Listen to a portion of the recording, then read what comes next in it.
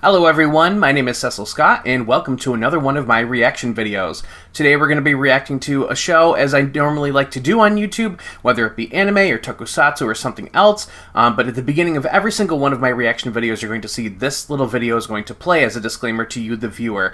A lot of people on YouTube like to do reaction videos and put the footage of whatever they're watching in their actual video. They'll do little tricks to sort of distort it, whether it be brightening it or making it transparent or playing with the volume, all sorts of little tricks that they do to try and put the footage from whatever they're watching in their video so you can follow along with them, but they can also avoid a copyright claim or strike. I personally choose to not put footage from whatever I'm reacting to in my videos. Instead, what you're going to see is we're going to have a handy timer in the lower left-hand corner of the screen, and that timer is going to be there so you can follow along with where I'm at in whatever I'm watching. So all I ask you to do in my reaction videos as the viewer is to just pull up whatever we're watching on your own screen and just sort of format it however you like, wherever you want to put it, so that you can watch me alongside with what we're watching, and that way I can avoid the risk of copyright claims or strikes and having my channel taken down, and you as the viewer can watch the episode of whatever we're watching in its full unedited glory, and we can enjoy the show together. If that's something that you don't vibe with and you'd rather watch a reactor that puts the footage into their actual reaction videos from whatever we're watching, or if you want somebody who doesn't like stop and pause, because I do that too, I'll stop the video and you'll see the timer will stay where it is while we talk about something that I have a thought I want to share. I'm never going to take offense to you going and watching somebody else's reaction channel, whether they have a different style of reacting or they just put the footage in. You're never going to offend me. The only thing that will ever offend me is if you comment on my videos saying that I should put the footage into my videos. I have done this in the past and it has not worked out for me, and it is not a risk that I'm willing to take as a content creator, so all I ask you to do as the viewer is to respect that wish and decision and to just pull up the episode on your own screen however you choose to do so you can follow along with me. That being said, I hope you enjoyed today's reaction video. Hello everyone, Cecil Scott back again for another reaction to Kamen Rider Gotchard. Today we're going to be watching episode 3, and since you've already sat through and watched the disclaimer for the video, I'm going to assume you've already gone ahead and taken the time to pull the episode up on your own screen and gotten yourself ready to watch alongside me. I've got the episode ready on my screen, so we're not even going to waste any more time. We're just going to get right into it. Today's episode is called Bushido Found, and a lot happened in the last episode as far as story goes and things like that. And we have the introduction of several new characters. Not only do we have the Spanner guy, who they showed at the end with the sort of pinkish purplish sword, but we've also got 2 more classmates at the Alchemist Academy. So I'm excited to see where this episode takes us. I want to see how it picks up off, and how these new characters are introduced and possibly developed. So let's go ahead and get into it. Episode 3 of Kamen Rider Gotchard, Bushido Found. In 3, 2, 1, go.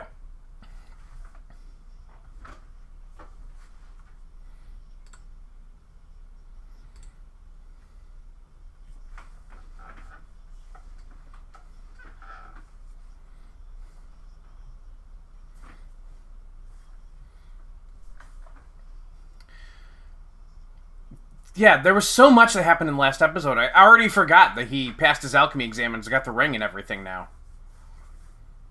Oh, is there something going on with the video? The whole sky and the whole set looks very blue. Like it's gone through like a cool tone filter. Or is this the actual episode?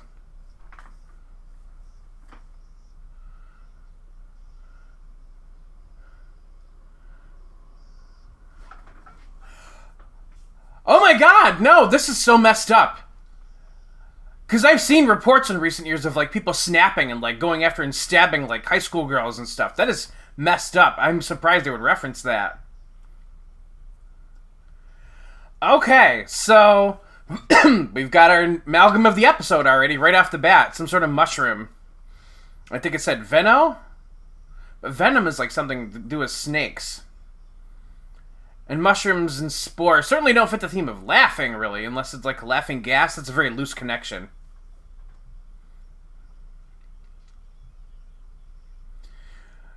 I love the monster design, though. It feels very classic, this amalgam does.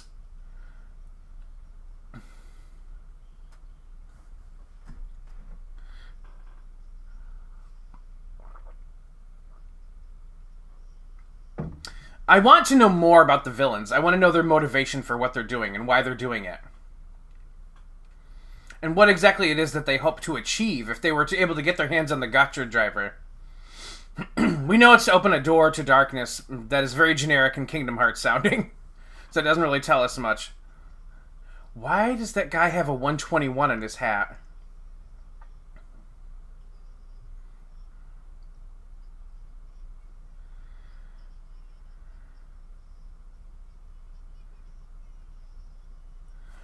Okay, that one actually looks really good. It almost looks like it has some sort of like mango sauce on it. How has his mom not found out about Hopper 1 yet?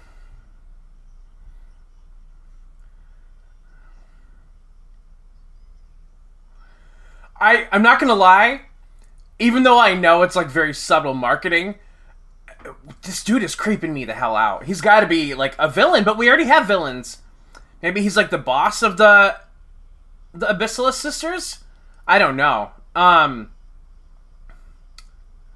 Or it could be like a, my only frame of reference is Power Rangers that I grew up with, obviously. But maybe it's like a Green Ranger situation where they're actually like brainwashing him or something. I guess I'm gonna have to pay attention to the opening because,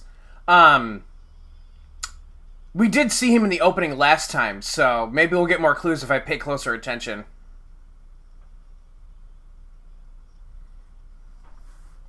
Actually, no, I'm sure it's fine. I'm done covering my ears every single... Oh, there's the other two students, one in the red capes. There they are, too. So they're, like, slowly adding more stuff to the opening that was not in the openings to the first two episodes. Like, this looks different to me.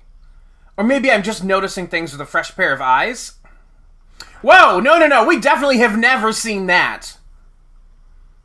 That's interesting. So I wonder if the opening's going to change in, like, subtle ways every single episode. There he was. Okay, he was fighting... It looked like one of the Abyssal sisters, so I don't think he's an enemy then. At least he's not one controlled by them. He could be like a rivaling faction. I don't know. I'm just theory crafting here. There he is again! Okay. That is definitely Spanner's sword. It looks very cool design, but it does look very villainous, especially compared to Kamen Rider Gotchard.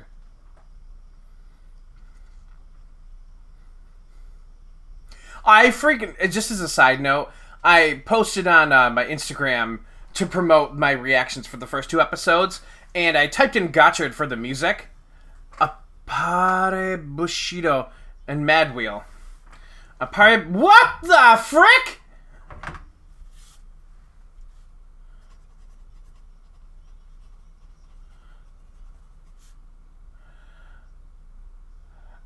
He's the handful girl. You should see what the hell's on your hand and head.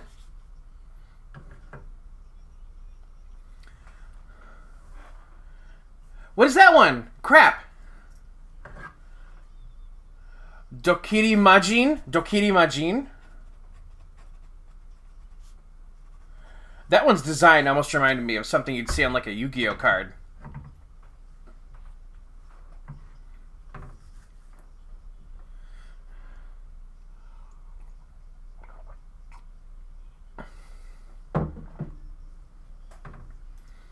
Suruharu Sabimaru.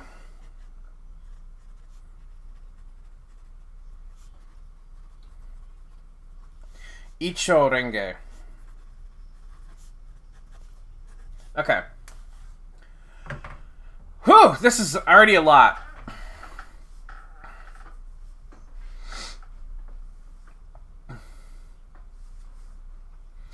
Okay, so... Oh, wait a minute. You know what I just realized? I want to pause here in a second. When they get to the 6-minute mark, I'm going to pause.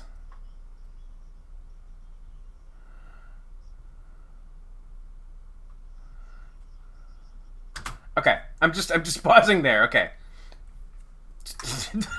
There's a lot going on here. Like it's going at that pace again, similar to the first episode, but more in line with the second episode, where things are just happening very rapid fire, and it doesn't really give you time to absorb things and think, or even talk about them in my case. So I just had to pause so I could talk about this. So because we just saw that the other two students, and I'm hoping to God, because their names came by so quick, that it was actually hard for me to write them down. I think it was Suruharu and Icho Renge. Subaharu Sabimaru. They just confirmed that Dokiri Majin, that they captured the Kemi Dokiri Majin. So if they are, because they have red capes, I don't know if they're like a different level of alchemist compared to like Kudo Rin and Ichinose. If they are a different level, and maybe that's why they're able to capture chemis, the same as Minato. But I'm starting to go with the theory that they are also students, and that just everybody who's an alchemist can capture the chemis, which is interesting to me then, in that case, because from the very first episode we've seen the most confrontational and the most consistently in battle with alongside Ichinose, and even more so than Ichinose because she was doing it before he became Kamen Rider Gotchard, is Kudo Rin. So she's been in all these confrontations with the chemis, but she hasn't sealed any of them herself. She hasn't put one in a card, she hasn't gotten one herself. So this is an interesting choice to me, that the most consistent character as far as being on the front lines with the chemis, as far as what's presented to us with on-screen action, that character is the one with no chemis. Does that make sense? I don't know. Does it sound weird to anybody else? I just find that to be an interesting choice. I don't know if they're doing that intentionally to sort of put her in a standing below Ichinose, because it seems weird. I don't know. Maybe I'm just being overly analytical. But I did like the design of that Dokuri Majin. It really reminded me of kind of like the pumpkin head with the witch hat that's in the Shin Megami Tensei series. It gives me a vibe of something a little bit more dark, but sort of a magical creature that you see in one of those monster catching genres, like a Yu-Gi-Oh card or an SMT enemy. I don't know. But yeah. So I did see the two cards that they showed on the stand that were previewed for this episode were called Appare Bushido and Mad Wheel. It seems like from the last episode, because the chemis that got turned into cards or were used were also previewed in that episode, that those are going to be sort of the chemis of the day, I'm imagining. But then it seems like there's a lot of chemis that get thrown around. It's not just they don't focus on one or even two chemis in an episode. We're seeing now that we had the one introduced by the two new students with the freaky girl with the tentacle shit on her head. You've got her sidekick there. So they had the one chemi they're trying to trade or sell to him, to Ichinose. You've got the two that were previewed in the episode, the Appare Bushido and Mad Wheel. And then on top of that, you've also got this mushroom one that is obviously the amalgam of the episode. So that's 4 chemis, and I feel like we're going to keep at that pace pretty consistently. So I guess, if you were to focus on 4 chemis per episode, in 25 episodes, they would all be captured. And like I said, I know for a fact that the series is already up to 42 or 43 episodes, so I hope that some of the later chemis are just so tough that they take at least one episode just for one chemi itself, or even multiple episodes. I would like to see that happen. One of my other frames of reference that I compare this to, as I've said before, is Cardcaptor Sakura. So, there were definitely episodes in that series where more than one card was captured or shown to have been captured off-screen. But for the most part, it was consistently one card per episode. But there were some cards that even took multiple episodes to capture. When you think about the elemental ones, Watery was an episode by itself. Then you also had Fiery, I think, was 2 episodes, and then Earth was multiple episodes also. So I hope that there's sort of some big shots that we see later on, or just in general the difficulty of the chemis sort of gradually progresses so that they start taking up individual episodes. Otherwise, it's gonna be weird to see all 101 captured halfway through the series, because then it's okay, well, what's left for there to really explore, because that's been established as the central plot point since episode 1. So there must be something else that's going to be going on in order to be able to keep doing that, if they keep at this pace, I guess. So in a way, if we do hit all of them being captured sort of halfway through the series, I guess that leaves us with something even better and bigger to look forward to, hopefully, that's even more interesting. But I don't see that being the case. I see this being something that they drag out for at least 3/4, if not 4/5 of the show, and then leave the end for more to sort of a special finale sort of stuff, or a post-story thing, an epilogue. But anyway, let's go ahead and get back into it. Alright, I'm gonna remember this time, because I caught myself in the editing. I was right when I said I didn't do a 3, 2, 1 go countdown in the middle of the last episode's reaction. So, here we go. We're gonna do a countdown to hit play again in 3, 2, 1, go. Preferably your moodiest one? Dude, I don't think he understands that the chemis are not what make you an alchemist. That's sort of the thing that's actually starting to annoy me about Ichinose. Is this another new chemi? Oh, there it is. Appare Bushido. Okay, so I did write it down correctly. So he's going to be the focus of this episode. Chemi Risers. So this must be what allows them to track and capture the chemis.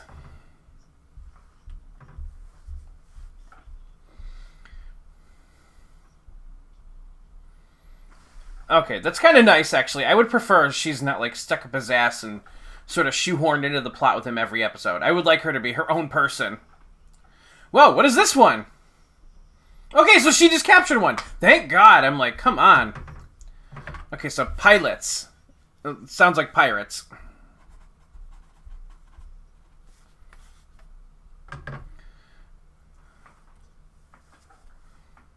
So that means in this episode we'll have been shown 5 chemis.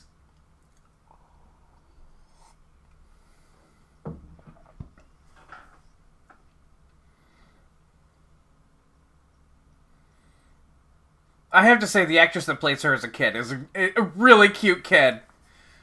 Her little mannerisms and her way of speaking are very effective. Who the fuck is this? I thought we already had a Amalgam, and it was a totally different dude. He had like a bowl cut and a knife, and he was all about laughing. Okay, just another random Amalgam. So we're going to have multiple Amalgams in this episode. You know, at this pace, I'm really starting to wonder if the chemis are really only going to be like half this show's story. Because the pace we're being shown them and they're being captured is crazy. So the people who get turned into amalgams because they combine their malice with the chemi also can freely transform back and forth between human and amalgam form. That is also very interesting to me.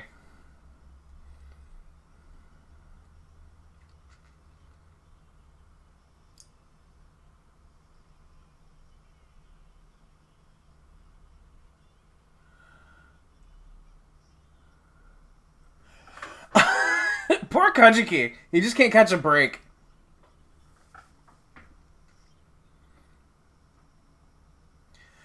Oh, this chemi wants nothing to do with his ass.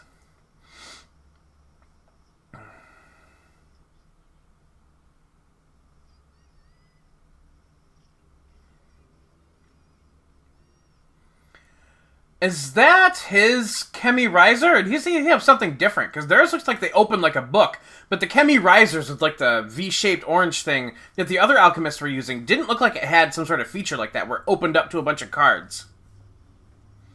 Unless I was just looking at it differently. Yeah, his is different. It's got like a little square pad on it.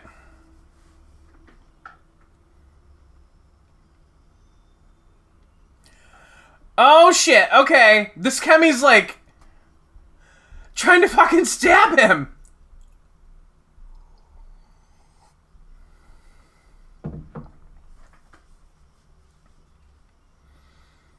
Okay.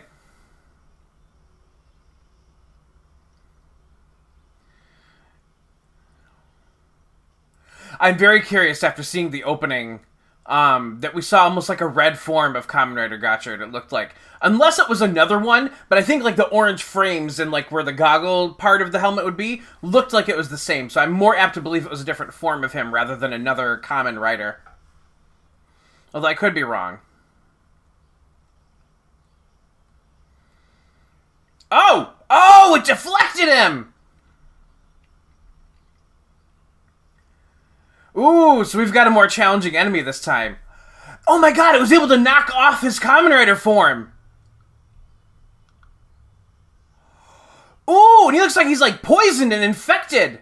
He is! He's numb! And there's this dude again, the fucking creepo.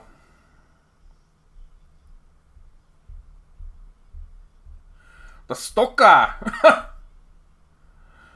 Oh, this is so sad.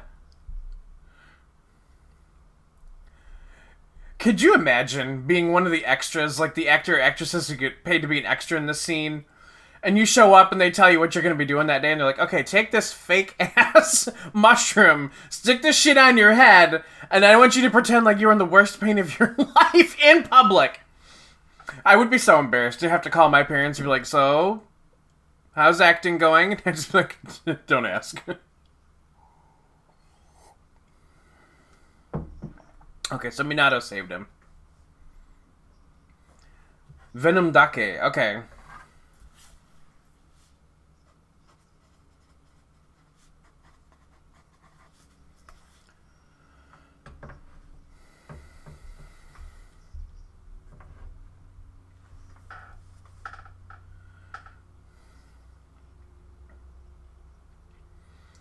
Okay. Okay, cool. So they do have an antidote for the spores. That's good. But they're saying it's been used to make medicine when it's used in the right hands.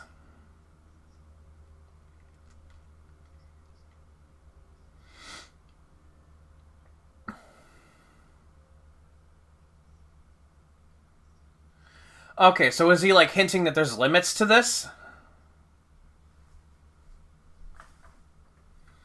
Yeah, there must be limits to how he can use the chemis and how many times or how intensely, then. They're both just gonna peace and leave him there? That's crazy.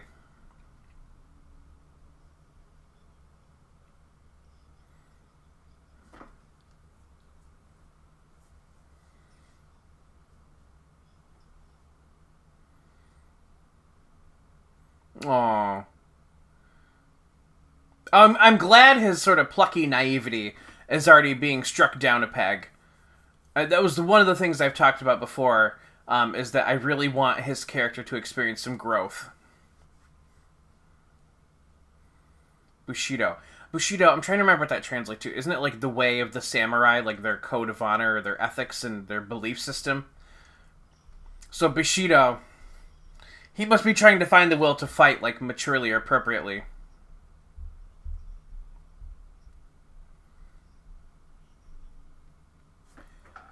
Is this the dude? It's gonna be the dude, isn't it? Yep, there he is. Okay. He is... And he's got the green ring. I want to know what these fucking rings mean, man. What the colors mean.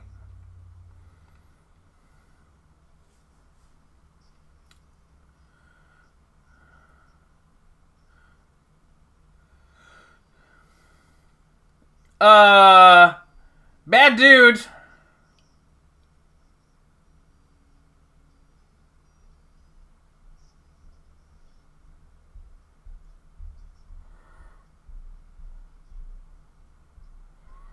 Oh, come on, Ichino, say whoop his ass.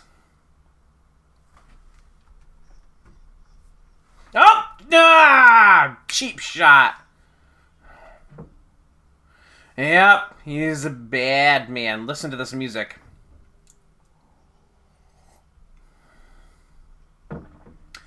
But it's like he's a pretty boy, so... Oh, well, pretty boys can be bad. Look at Sephiroth. That's it. That's all we get. Come on.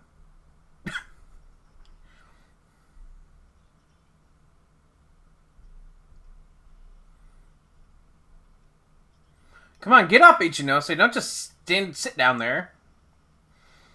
Oh, boy.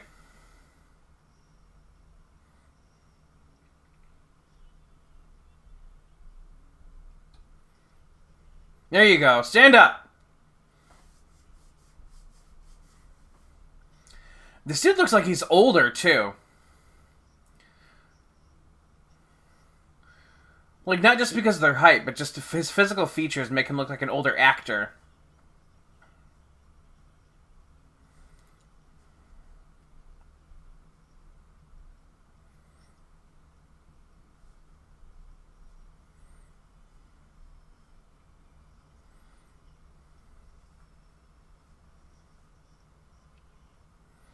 Oh! Oh! Hopper buddy! Oh no! Leave him the fuck alone! Dude, he went in for the kill against Hopper. That's bullshit.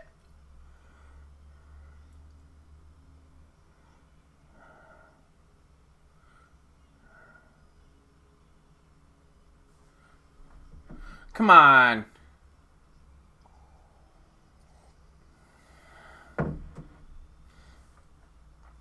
Oh, he fucking headbutted him.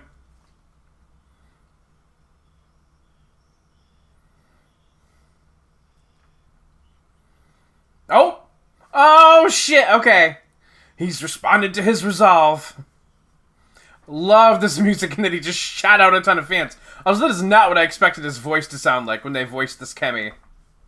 Oh, his eyes are open now, too, I just realized.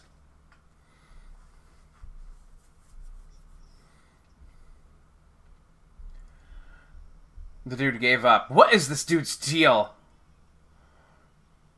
Okay, so they use the Kamen Rider to use the powers of the Kemi and to capture them. And it works similar to the Gotchard gun. Okay, so Minato and Rin are tackling Venom. Venom Dake.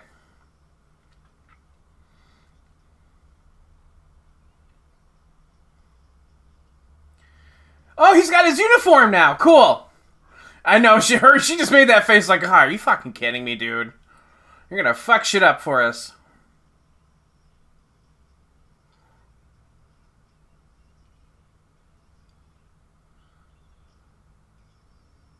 He's combining Appare and Skibos, Appare Bushido and Skibos. What sort of fucking combination is this gonna make? Wait, I wonder if this is gonna be the red suit we saw in the opening for this episode. Oh, I hope it is. I hope I'm right.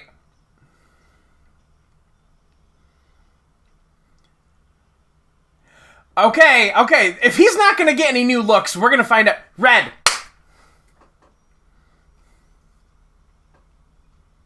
Oh my god, it's so cool looking. That is one hell of a fucking entrance. Appare Skibo. I gotta write that down, man. Oh, and it changed its form.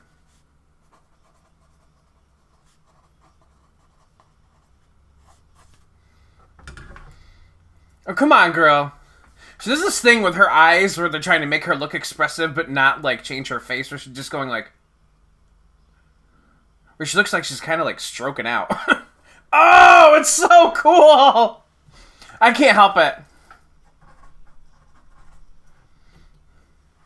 Woo!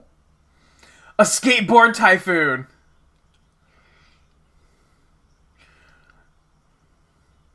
Dude, I would have never thought that these two would work perfectly together.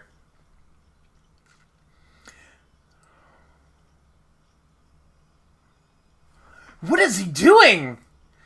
He's like pumping it up. It's like what you do with a fucking lawnmower to get it started. Oh, this is so epic.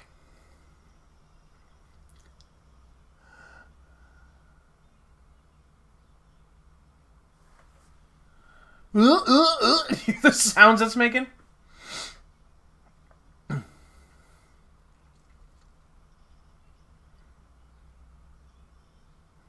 Here we go, the finishing move. Oh my god, that's so cool. It does like a tornado move. So it's different than Steam Hopper when he does the kick. Okay, but it still ended in him doing the kick, just inside the tornado. That's cool. So dramatic. Just... God, I hope that warehouse is fireproof. It might be green screened, actually. I'm seeing like pixelated edges around Appare Skibo form. Okay, he's got it. He's got the Venom Dake. I love the designs of the suit so far. Both Steam Hopper and Appare Skibo are awesome to me. Whoa, what is happening? Okay, Minato's like, yeah, you ain't going nowhere, buddy.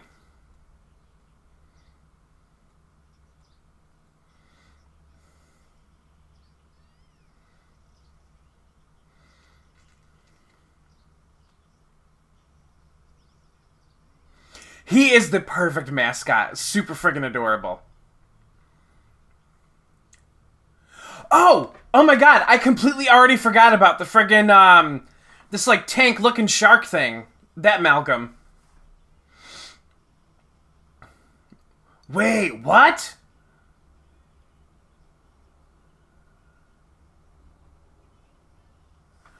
She has pilots. Come on, do something, girl. Okay. I'm pausing at the 25 minute mark. I know we've only got, like, 2 minutes left in the episode, but, like, I just have to say, it feels like her character is taking this turn that I don't like. There were glimpses of it in the very first episode. It got a little bit more prominent in the second episode. But now here we are in the third episode, and it feels like they're really trying to force these moments of her being this sort of helpless damsel in distress. Like, she needs Ichinose's help, or anybody's help in general. And I just don't like it, because I feel like that was not the vibe we got from her character in the first episode. There were a couple moments when, like, Steamliner was, like, coming at her, when I was just like, okay, come on, move, like, why are you standing right in the way? Like, there were kind of, like, some duh moments that you could sort of just excuse and, think of, notice, and move on right afterwards. But her character's becoming more and more prominently, like, needing a man to save her, and I hate the damsel in distress trope. I absolutely hate it. I think it is one of the most overused tropes in the world.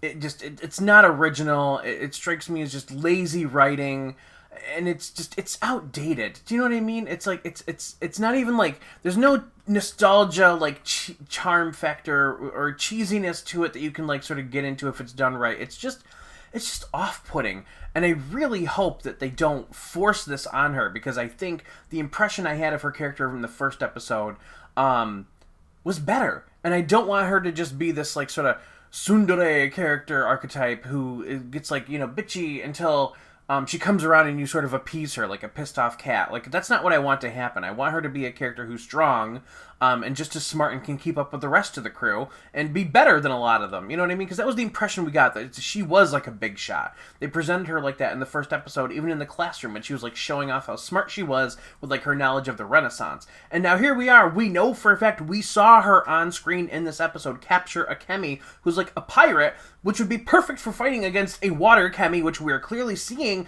and they're just not taking this opportunity for her to fight back. Like, she has the riser on her. She has a Kemi that is pirate-based that could be perfect for fighting against a water-themed Kemi, and she's just standing there looking at it. Like, come on, do something! Like, I want to reach in the screen and just, like, shake her. I just had to get it off my chest, because that was just, it's gonna keep pissing me off if I don't vent and let it out now. But that is just something that I'm already noticing, that I don't like where that is going with her character. But anyways, let's get back into it, because we are almost done. Okay, and I gotta remember to do this, no matter how riled up I get. In 3, 2, 1, go. Come on, use it! Use pilots! Nope, of course, this is gonna be the purple dude, right? With the sword gun looking thing? The jerk from the dojo? Yep, I knew it.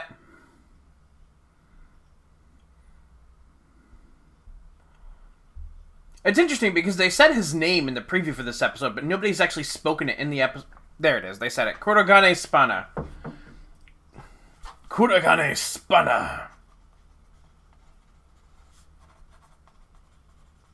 He's got the mad wheel. Okay. And we saw that Kemi in the preview alongside Appare Bushido. Iron Eyes. Valva Rush? Dude, it's so villainous looking. And the voice it does and everything. I want to look up, like, Valva Rush to see, like, what he is, but I know I'm going to be spoiled. So I'd rather just wait and let the show explain it to me. Guts Shovel?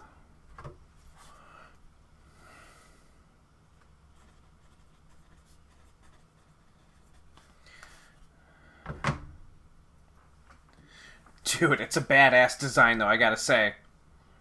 It fits his, like, human... Velvarad. Okay, so he's just called Velvarad. He's not a monster, he's not an enemy, he's not like a Kamen Rider or anything like that. He's just called Velvarad. Okay. Okay, next episode.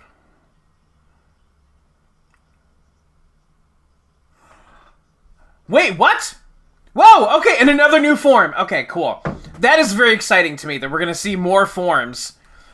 Sucks that they, like, previewed it and spoiled us, but I mean, hell, they showed us his form for just a glimpse in the beginning of this episode's intro, so I can't be too mad.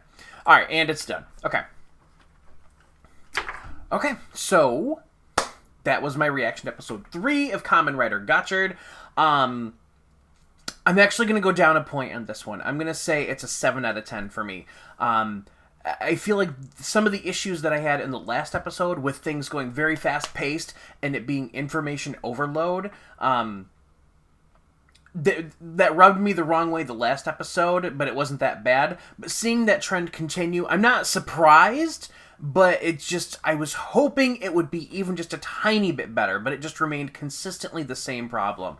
Like, I'm sitting here and I'm trying to remember everything that's actually happened in this episode, and it is taking me a lot of mental energy to recall everything that happened in this episode. Like, if I did not sit here and take notes every episode, I would not be able to recall everything that's happened.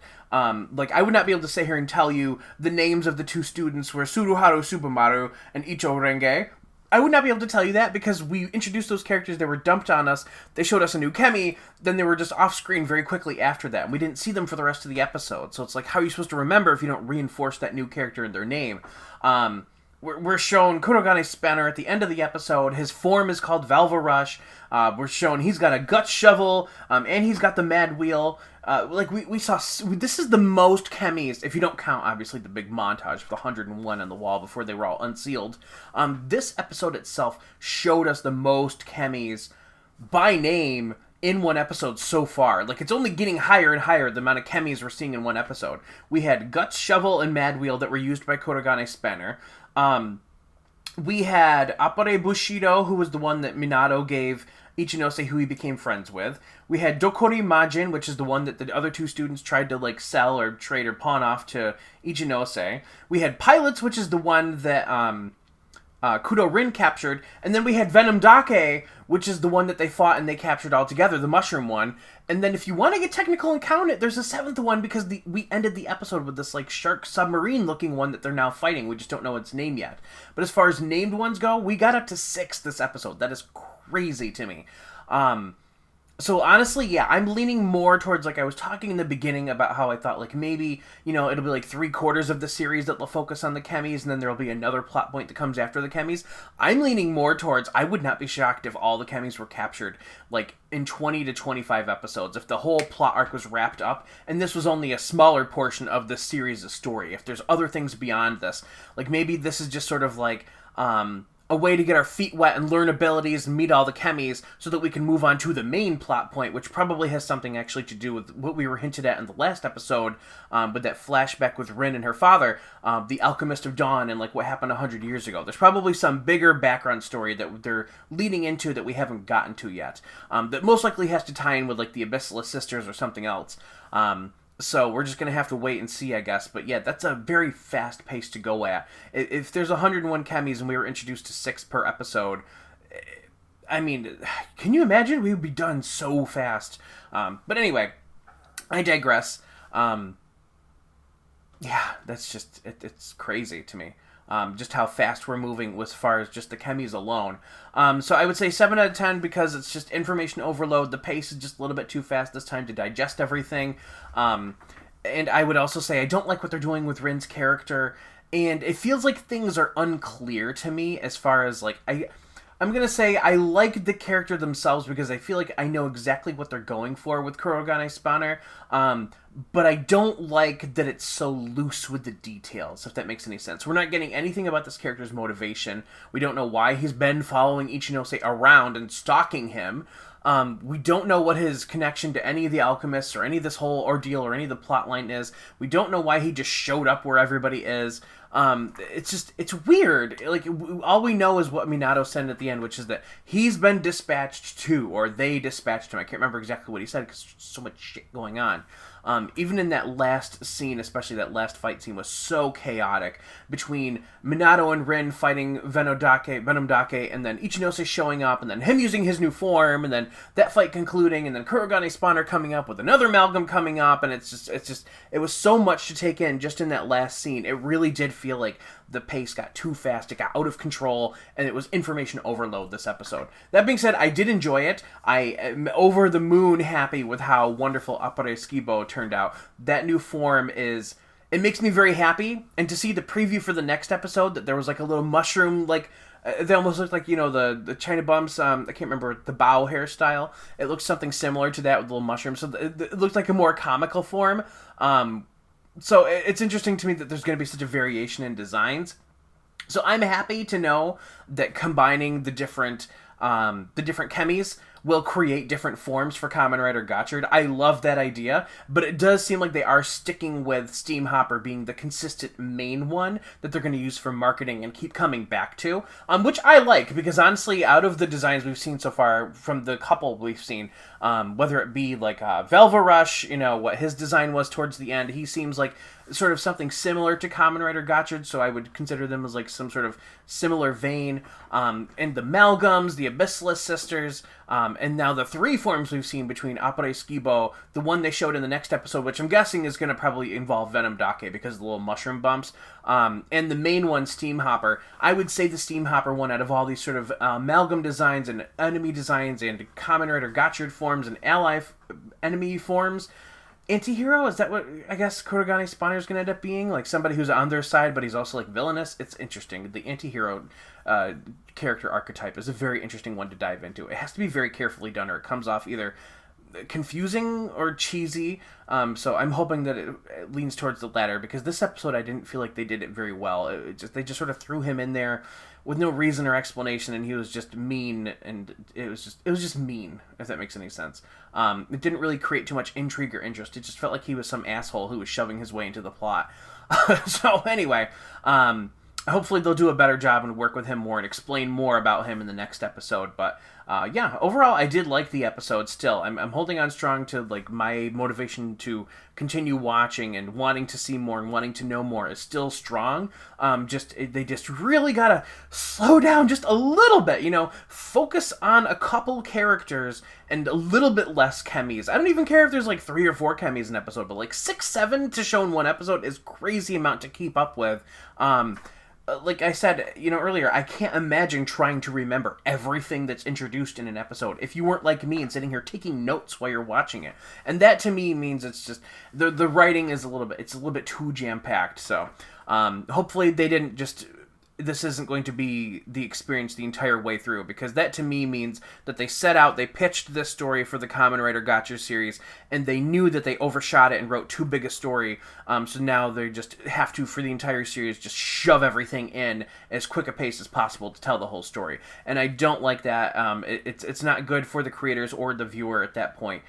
So hopefully things will slow down eventually. Like I said, I am going to give them these first couple episodes. To me, it's like if we get through the first 5 episodes, and when we get to episode 6, things have not started to slow down at all, and we continue this frantic, adrenaline rush pace, like, the whole time with information overload, then some red flags are going to start to go off in my head. But I feel like 5 episodes, especially with the sheer amount of characters that they've introduced, I think 5 episodes is a good grace period. Like, let things be crazy and hectic and overloaded for the first 5 episodes, and once we get beyond that, if things are still, they haven't figured out a good pacing, then I'm going to be a little bit concerned and worried, and probably a little bit more critical at that point too. But for now, we're fine. This is like the grace period, as I like to call it. So I think I'm still invested, and I think we're going to be good. But yeah, overall, I don't have really too many more thoughts for this episode. Like I said, I think my favorite thing from this episode was definitely the Appare Skibo form that we saw.